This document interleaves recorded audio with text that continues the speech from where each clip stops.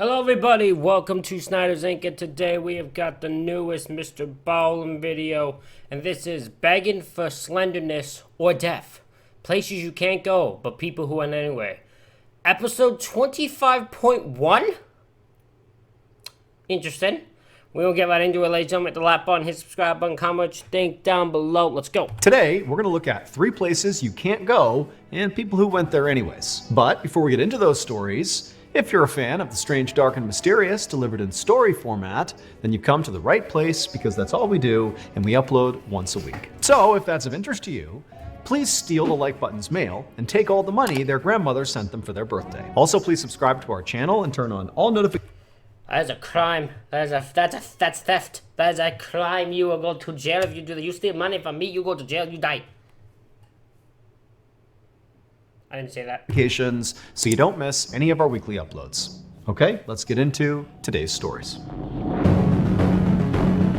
Around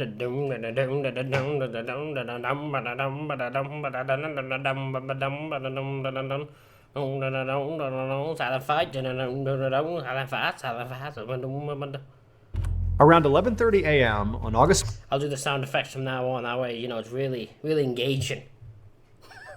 Definitely not the worst fucking audio that's ever been done. 14th, 2005. 2 Greek military fighter pilots flew in their jets high above Athens, Greece, following behind a Boeing 737 commercial airplane. This commercial airplane was Helios Airways Flight 522. It had left Cyprus at 9 a.m. that morning with 121 people on board, and it was scheduled to have landed in Athens 45 minutes earlier. But instead, shortly after takeoff, Flight 522's pilots had stopped responding to air traffic control, and now the plane was just circling right over the city. And so at some point, the military became concerned that perhaps Flight 522 had been hijacked, and at some point, the hijackers were going to crash the plane into a city. And so in response to that, they had sent up these 2 fighter pilots to see what was going on. Now, when the 2 fighter pilots arrived on station in the air right behind Flight 522, at first, they couldn't tell what the issue was. There was no fire or visible smoke or any damage to the aircraft. And so the 2 fighter pilots in tandem flew up alongside the plane so they could look inside the windows. And when they did, and they saw inside to the actual fuselage, they saw all the oxygen masks were dropped down in front of the passengers, and all the passengers had the masks on. However, all the passengers were passed out. They were slumped over with these masks strapped to their faces. Now, the fighter pilots had no idea if these passengers were unconscious or dead or some combination, but for right now, all they cared about was, are the pilots conscious and able to fly this craft? And so the 2 fighter pilots flew up until they were parallel with the cockpit, and they looked in the window, and they saw not the pilots. They saw the oxygen masks drop down, but the pilots were not there. Instead, they saw this one guy who was clearly not a pilot. He was not in a pilot's uniform, looking out the window at them, just waving, just some random guy. And so the 2 fighter pilots had no idea what to make of this. Before the fighter pilots could even begin to react to whatever was going on here, this random guy in the cockpit looked out at one of the fighter pilots and just began gesturing down with his index finger, and then a moment later, Flight 522 began to descend. To fully understand what happens next, we need to go back to just before 9 a.m. on the same... Did this guy steal the plane? With the goal to crash it? Or is he like, I'm gonna steal this plane, I'm gonna show you how you do this plane. He wanted to make the full, like, other people come, he wanted to do a whole fucking little performance in front of people. Same morning. So 9 a.m. was takeoff, and right before, the crew of Flight 522 did their routine safety checks of the aircraft, and they determined that the craft was ready for takeoff. However, they had actually missed one crucial thing. There was a knob on this aircraft that was switched to the wrong setting by a maintenance person right before takeoff, and nobody had noticed, so it wasn't put back to where it needed to be. And so Flight 522 wound up taking off on schedule, and at first, everything was fine, totally normal. But about 2 minutes into the flight, all these alarms began sounding on the aircraft, and then the oxygen masks dropped from the ceiling. And the reason for that is that knob that had been set to the wrong setting controlled how much breathable air was in the aircraft during flight. It basically had been switched to off. So there was nothing to breathe in the airplane. And so by the time these masks were dropping down, people on the plane were already passing out, including the pilots. They were passed out pretty much immediately when those masks came down. And so it's absolutely chaos in this plane. Everybody's passing out, except for one person, 25-year-old flight attendant Andreas Prodromo, who, when the masks came down, he was awake, he was conscious, and instead of grabbing one of those masks from the overhead, he managed to connect himself to one of the emergency oxygen tanks. Now, the reason that's very important is the masks that drop down on an aircraft have a very limited supply of oxygen. But Andreas, who was actually training to be a pilot, was aware of that, and he put on this emergency oxygen tank, which had way more oxygen to it. And so suddenly he's breathing a much longer air source, and he's looking around the plane, and everybody's passed out except for him. Now, we don't know at what point he learned this, but at some point, Andreas would have noticed, as he's breathing on this emergency oxygen tank, that out the window he would see the plane is just flying in circles. And it would have dawned on him that not only are the passengers out, but very likely so are the pilots. And so literally there's nobody flying this plane. And so he had a decision to make. Either he was going to just sit here until the plane crashed, or he was going to do something, like try to fly the plane. And that's what he ultimately decided to do. And so Andreas stood up, he took his oxygen tank, and he headed into the cockpit, and after moving aside the unconscious pilots, he attempted to fly this plane. And so the two fighter pilots who flew up alongside the cockpit and looked in and saw that one random guy who was waving to them, that was Andreas. And unfortunately, despite the fact that Andreas was training to become a pilot, he was not remotely qualified or skilled enough to fly a big Boeing 737. He had no idea how to fly this aircraft. And making the situation even worse is very shortly after Andreas entered the cockpit, the plane ran out of fuel. And so it left its automatic holding pattern that it had been in, flying in circles, and just automatically began trying to descend. But that required pilot input to land the plane. But Andreas knew he couldn't possibly land this plane successfully. And so as the plane automatically began its descent down towards Athens, this huge city full of people, Andreas did the one thing he could do. He took one last look at one of the fighter pilots outside the window, and he gestured to them that the plane was now beginning to descend. And then Andreas, he grabbed the yoke of the aircraft, and he intentionally banked it to the left, basically flying the plane away from Athens, and he guided this plane into an unpopulated hillside where it crashed. Andreas and all 120 people on that plane all died in the crash. However, because of Andreas's heroic final act of steering the plane away from Athens, not a single person on the ground was hurt. Wow. So this guy, I don't know if this fits the category of this, but because he went pretty much when he had no choice but to go into it. I admire the fact this guy was like, this guy knew, like, look, I can't, he knew in his head, I can't, correctly do this plane. So he just turned it and made it so it would go into just a thing of grass where no one would get hurt. This man, this whole thing was screwed because no one was paying attention, but he made it so there was no other victims besides people in the plane. Thank you to BetterHelp for sponsoring.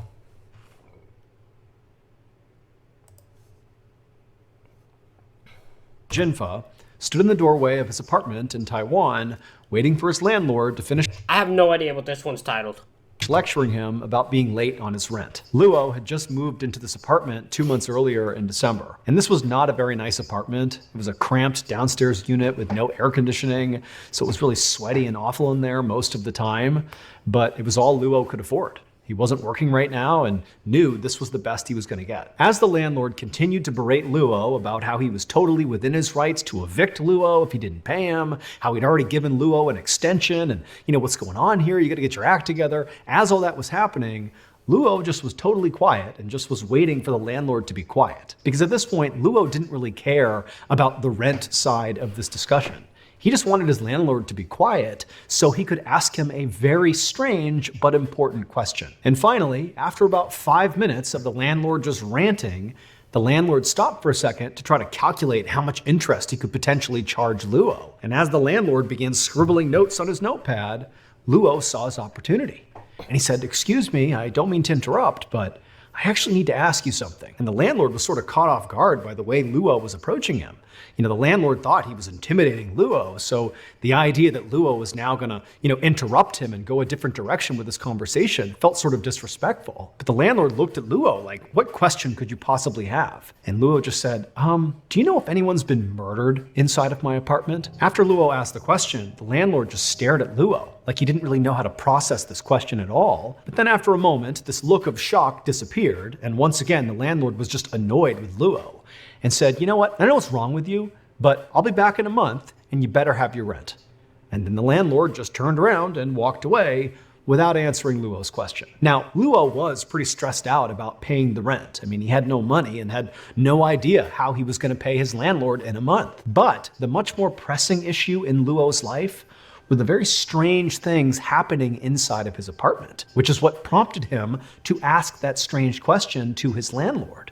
And so not getting an answer to that question just made this whole situation that much more stressful for Luo. And so after the landlord disappeared down the hall, Luo kind of hesitantly turned back around and went back inside his apartment and shut the door, and immediately he just felt terrified. 1 month later, on March 2nd, 2009, a day after the rent was due, Luo's landlord had still not received rent from Luo, and so he spent that entire day, March 2nd, calling Luo, trying to get him on the phone to be like, where's my money? But Luo wasn't answering his phone, and so eventually the landlord went to Luo's apartment and knocked on the door. Eventually, when Luo didn't come to the door, the landlord just used his own key to let himself in. Now, the landlord didn't really know what to expect when he walked inside of Luo's apartment.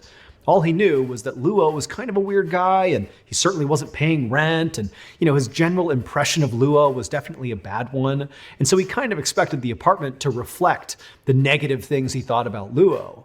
But when he stepped in there, even the landlord was shocked at what he saw. I mean, the apartment was in total disarray. Furniture was all over the place and stacked up against the walls in weird arrangements, and there were all these bottles of empty alcohol all over the place. There was a freezer that Luo had moved to the middle of the living room floor. I mean, the place just was a total mess and just kind of all over the place. But the thing that really creeped the landlord out the second he walked in there was that all over the walls were these yellow and red pieces of paper with prayers written on them that had been stabbed into the wall with individual knives, like Luo.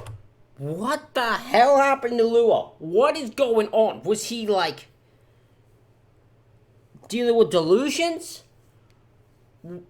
What the hell ended up happening to him? What issue did he? Because this seems mental. This seems like it's a mental issue. I'm just trying to figure out what the heck he had. Had taken a prayer and stabbed it to the wall over and over and over again, all over the apartment. Now, the landlord had no idea what to make of any of this. He just knew he was done with Luo. He was evicting him. And so he quickly searched the apartment just to make sure Luo was not really in here, and he wasn't. The apartment was empty. And so after that, the landlord just left the apartment. He's in the freezer, isn't he? He locked the apartment. He went and got a new lock at the hardware store, came back, replaced the lock, and was determined to never let Luo ever come back. And in fact, Luo would not come back. The landlord never had to worry about, telling Luo to stay away. He just never came back. And for months, Luo's old apartment just sat empty. Fast forward 7 months after the landlord went inside of Luo's apartment, and the landlord's brother approached the landlord and said, hey, can I rent out that apartment? No one's using it. And the landlord said that was fine, but the brother would have to clean up the apartment because nobody had touched it since Luo had lived there. So a couple of days later, on October 18th, the landlord's brother, along with the landlord, met at Luo's apartment. They went inside and they totally cleaned it out. Basically all the furniture and the lamps and everything in there, some of Luo's old clothes and things he had left behind. They took it all out of the apartment and they loaded it into a truck and they drove to a nearby recycling facility where they sold whatever they could and then dumped the rest, and then they left. However, when the workers at the recycling facility began processing some of the junk that had been left behind by the landlord and the brother, they made a discovery that immediately made them stop and contact the police. It would turn out Luo had not actually abandoned his apartment. In fact, he had never left his apartment. So Luo had become totally convinced that his apartment was haunted by a ghost. At night, he would hear walking around above him, even though he knew nobody actually occupied the apartment right above him, and so the footsteps didn't make any sense. And then sometimes he would claim that he would see these shadowy figures wandering around inside of his apartment. Now, it's worth noting that Luo did have mental health issues and he was a drug user. That's why I assumed he had some issues there. I assumed he has some mental issues in that, because this seems very like it. But he was absolutely adamant to the people he spoke to that there was something strange happening inside of his apartment. And so he began to wonder if, maybe somebody had been murdered in his apartment and their ghost was now haunting him. Hence the question to his landlord. And so this haunting, or whatever it was, just continued night after night, day after day for Luo, and it was driving him absolutely mad. But Luo discovered there was actually one place he could go in his apartment that would sort of protect him from whatever was happening inside of there. And that was to lock himself inside of his bedroom. However, his bedroom was not a real room. His bedroom was that big freezer the landlord found sitting in the middle of his living room. Luo had been climbing in there and shutting it to protect himself from this entity at night. But he would always prop the lid open just enough so that air could come in and out of there because it was airtight. However, shortly after Luo's conversation with his landlord about being late on rent, Luo had gone back inside his apartment, gotten really drunk, climbed inside of his bedroom, shut the lid, and forgot to prop it open. And so as he lay there, he slowly suffocated to death because there wasn't any circulation. And after he died inside of his freezer, nobody found him. And then 7 months later, after Luo's landlord and his brother emptied out Luo's apartment, they brought that freezer along with everything else to the recycling. So you're telling me no one opens this fucking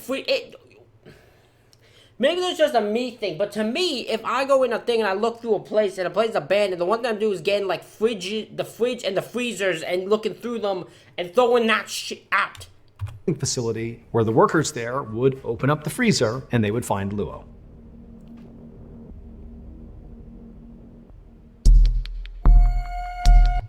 Into the dark, okay. On August 4th, 2019, a 28-year-old man named Sombora left his farm in rural Cambodia and headed off into the jungle. His goal that day was to climb the nearby Chakrai mountain and try to harvest as much bat guano as possible. So bat guano is bat poop, and it makes excellent fertilizer. And in the jungles of Cambodia, there are all these mountains, including Chakrai Mountain, that have these cave systems full of bats. So it's a great place to go looking for bat guano. And Sum and his family, they would go out there and harvest as much as they could in order to support their farm. This is kind of like their main business. And so on this... What a very interesting thing to go on for exploration. They're going to hunt for bat shit. That's a new one for me. Particular day, Sum was not just going to climb this mountain and go into random caves and hope for the best. Today, his mission was to go to one cave in particular that he knew had a ton of bat guano inside of it, mostly because the other people in the area that went out harvesting bat guano, they wouldn't go into this cave. And the reason for that is the cave was really, really narrow and tight and frankly dangerous because of it. And so they didn't go into it. But Sum was a very slight guy with a narrow frame. And so he could basically get himself into tight spaces and reap the benefits of places like this cave. And so after hiking for about an hour through the jungle and then up this mountain, Sum finally reached the entrance to this particular cave. And it was an opening that was about 3 feet by 3 feet, and you really couldn't see very far into it. But Sum knew what he was doing, and pretty much immediately got down on his stomach. He got his flashlight out, he took his guano bag, which had a long strap coming off of it so he could drag it behind him, and he began wriggling his way into this opening. Now, the way this cave system roughly worked is that... Well, yeah, we can figure out what happened here. You got stuck in the cave. That's an obvious one. There was this narrow entrance that went kind of straight ahead like a tunnel, and then periodically, as it continued along, there'd be these kind of like pockets, these openings where it would get big enough where Sum could actually get up onto his hands and knees and kind of move around a little bit. And it was inside of these pockets, these caverns, where all the bats would be. And that's where most of their poop was. And so all Sum was trying to do as soon as he went inside this cave is get to these caverns and then do his harvesting. And so Sum, he wriggled his way forward, he got through that first tunnel section, and he entered the first cavern. And sure enough, there were quite a few bats on the ceiling, and there was all this bat guano, about a pound of bat guano. And so he scooped it all up, he put it into his bag, and then he kept on moving through the tunnel into the next cavern. And as he was making his way down that second stretch of tunnel, shining his light ahead, he saw what looked like the walls moving up ahead when he was looking into the next cavern. But he knew that was not actually the wall moving, it was a whole bunch of bats in this next cavern. And so from his perspective, it seemed like there were way more bats in that cavern than this one. And so in theory, this next cavern was going to have a ton of bat guano. Potentially all he would need for this entire journey. He could just pack his bag and leave after this next cavern. However, there was a small problem.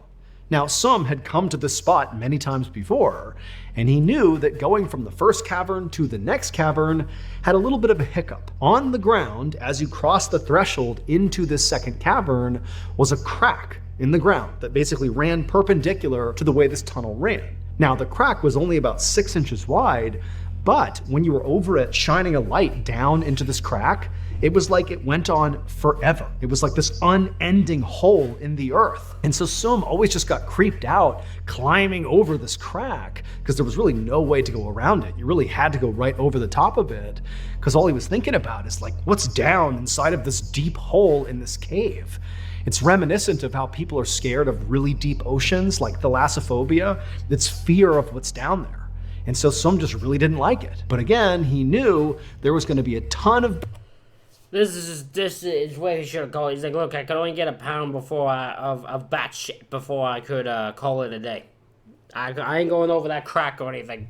Y'all can keep going. bat poop if he could just cross over that crack, and so it was worth it. And so Sum, he wriggled his way through the tunnel, he reached the crack, he kind of shined his light down and again saw just this never-ending pit that just shot straight down into the earth. But Sum took a deep breath, and he wriggled over the top of it successfully. And after he crossed it and he was about to enter into the cavern to get this huge bat guano payload, he felt something tugging on him, and immediately he was terrified and he whipped his head around wondering what could possibly be grabbing him. When he realized nothing was grabbing him, it was his guano bag that he dragged behind him with that big strap. It had gotten stuck on the crack itself. Sum was immediately relieved because he had really hyped up the idea that maybe there was some monster behind him or something, but there wasn't, and so he just kind of grabbed his strap and kind of jimmied the bag out of the crack. But as he did, he lost his flashlight. So he's moving the bag and he kind of fumbles the flashlight, and the flashlight rolled backwards into the crack. And as soon as this happens, Sum is watching with horror as he's seeing the light kind of jostling around as it tumbles down into the crack, but then it comes to a stop. Like it didn't just fall endlessly into the earth, it got wedged at some point, and the light from the flashlight was actually shining straight up. So it was pretty near the surface. And so Sum's thinking to himself, okay, that's bad. I can't lose my flashlight. I have to be able to see to get the bat poop and to get out of here. But let me just turn around and I'll reach into that horrible crack and I'll get my flashlight and everything will be okay. And so Sum carefully... This dude is playing many damn games with this dang crack. backed back down across the crack, and when he was looking straight down into the crack, he could see the flashlight, and it was wedged, pointing straight up, maybe 1.5 or 2 feet down. Now, Sum did not want to reach his arm into this crack for all the reasons he was scared of the crack. Like, he doesn't know what's down there, but he really needs his flashlight. And so Sum kind of backed himself up and mentally prepared himself, and then reached into the crack and began blindly reaching down, hoping to grab this flashlight and yank it out as fast as he could. But as he reached, he couldn't quite get to the flashlight. And so he began turning and twisting his body and forcing his shoulder deeper and deeper until finally he could touch the flashlight. And then finally, right as he grabbed the flashlight, something happened. That night, Sum did not return to his farm. Now, his family was not actually that worried about it because it was not uncommon for Sum to go out on these guano foraging adventures and be gone for, a couple days at a time. However, after another 2 days went by and still Sum had not returned, his family started to get worried. And so ultimately, Sum's brother decided to go out and look for him. Sum's brother had often collected guano with Sum in the past, and so he knew roughly where Sum liked to go, including Sum's favorite spot, that cave up in the mountain. And so when the brother went out looking for him, pretty quickly he found himself in that favorite spot. Now, Sum's brother was about the same size as Sum, and so he too could navigate this very tight tunnel. And so that's what he did. He got down on his stomach, he had his flashlight out, and he yelled into the cave for Sum, but there was no answer. And so he eventually made his way to that first cavern. He didn't find Sum. He kept going, and right as he was about to hit that second cavern, as he shined his light ahead, he saw there was a bag on the ground, and it was his brother's guano bag. And so he knew his brother had to have come here, and he began yelling out for his brother, but there was no answer. And then right as the brother paused for a second just to listen, he heard a faint cry, a human cry. And he called out like, "Is that you, Sum?" And again, he heard another cry. But he's looking around and he can't see Sum anywhere. And so the brother just continues shimmying his way towards that second cavern. And right as he begins to cross over that crack, he hears the cry again, and it's coming from right below him. It's coming from the crack. And the brother takes his flashlight and shines it straight down into that crack. And there, in the crack, was Sum. He was wedged all the way inside of the crack. It would turn out, a few days earlier, when Sum was in this cave reaching for his flashlight, he couldn't quite get his fingers around the flashlight. And so he kept turning his body more and more until his body was parallel with the crack itself. And then finally, right as he's leaning down and he gets his hands on the flashlight, he rolled and fell into the crack. His whole body basically perfectly fit into the crack, and down he went several feet where he wedged into the crack. And then once he was wedged down there was nowhere to go. He was absolutely trapped. And so Sum laid in this crack for days, having no expectation he was going to get out. He was totally wedged, no food, no water. He was going to die, and he knew it. In fact, he actively wished he had a knife on hand so he could take his own life. But luckily for Sum, his brother would find him, his brother would go and get help, and on the fourth day of Sum being trapped inside of this crack, rescuers were able to pull him out, and he would make a full recovery. That's the most surprising one. Never, rarely in these stories does it end with the human being alive. Rarely ever does the person who gets trapped end up alive, or the person who goes there end up alive. That's insane.